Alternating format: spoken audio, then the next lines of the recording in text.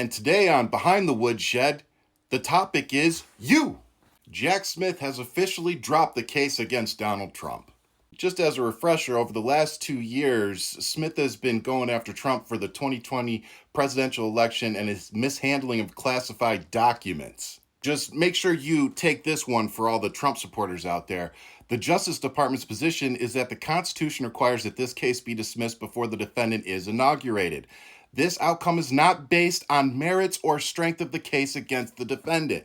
Translation: this doesn't mean that Donald is innocent, it just means that they don't have a legal way to go after him now, because you people put him back in office as president. And it talks here about the Supreme Court ruling that said Trump enjoyed some presidential immunity, and it points out Trump's strategy to delay this case until he was elected so that he could make it go away. I fucking told you. So who do we have to blame? Well, clearly men were part of the problem, and then white men and Hispanic men and other. And here you can see a better breakdown of who supported who. Like American Indians, 65% of you supported Trump? Are you serious? And again, white men, white women, and Latino men. And Gen Xers, thanks for that. You even beat out the baby boomers. And for all you people out there wondering why black men and women are refusing to carry the torch for you now, after the 2024 election, this is why. Do you see how they voted? They voted how we expected the rest of the country to vote, against a fraud and a felon and an abuser. Like, I'm sorry, you all want to claim racism doesn't exist, but to me, this proves it does. Now let's move on to education level, shall we? Never attended college, 63% support Trump. Attended college but received no degree, 51% supported Trump. An associate's degree, 56% supported Trump. Now, when you get into a bachelor's degree or above, 45% supported him, while 53% supported Kamala. And then you get into a extended degree, anything past a bachelor's, and 59% supported Kamala and 38% supported Trump. So it's almost like people who have educated themselves are able to see through the bullshit. And then you can also just break it down to the people that never went to college. Yeah, only 42% supported Kamala while 56% supported Trump. People who graduated from college, 55% supported Kamala while 42% supported Trump. Trump did say he likes his supporters to be uneducated. Now let's move on to family income, because this one's really interesting. So people that make under $30,000, 50% supported Kamala. Now, when you move up to the next bracket, 30 to 50,000, 53% supported Trump. When you move up to 50 to 100,000, 51% supported Trump. Now, when you get to 100 to 199,000, only 47% supported Trump, and $200,000 or more, only 45% supported Trump. So let me ask you this.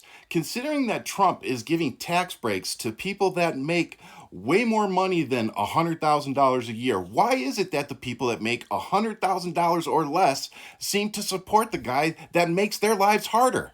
Under 100,000, 50% support Trump. Over 100,000, only 46%. Somebody explain this to me. Religion was another major factor in this election, so let's get into it. Protestant or other Christian, which accounted for 42% of voters, 63% supported Donald Trump. Let me repeat that.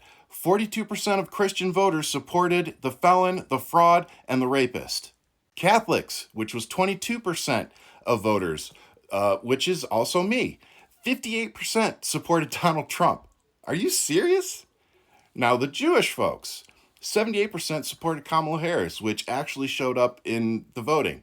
Jewish people showed up for Kamala. And then, not very surprising, people who were atheist or just didn't believe in any type of religion, which was 24% of voters, 71% supported Kamala, while only 26% supported Trump.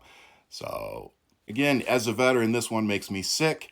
Have you ever served in the military? Yes, 12% of voters, 65% supported Donald Trump. No, which was 88% of voters, 48% of Trump, while 50% supported Kamala. Like, this is why I tell you, just because someone's a veteran doesn't mean they're a good person. It doesn't mean that they have good judgment. Like, this just proves it. But this one's the one I want you paying attention to, okay?